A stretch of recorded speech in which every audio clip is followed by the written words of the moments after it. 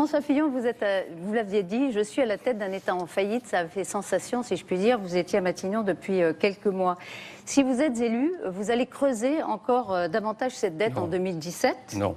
4,7 ? Non, il vous a échappé quelque chose, c'est que le budget de 2017, ça sera celui de M. Hollande, pas le mien.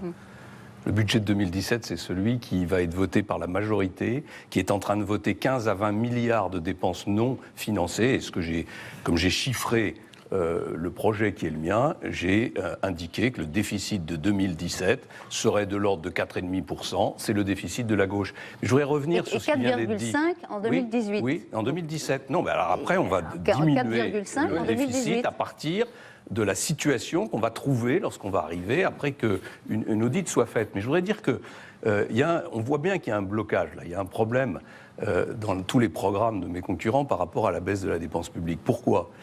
Parce que la baisse de l'emploi public ne peut être pratiquée que s'il y a une augmentation du temps de travail. Voilà. S'il n'y a pas d'augmentation du temps de travail des fonctionnaires, négociée d'ailleurs avec des perspectives de carrière meilleures, il ne peut pas y avoir de baisse massive des emplois parce que les services ne seront plus rendus.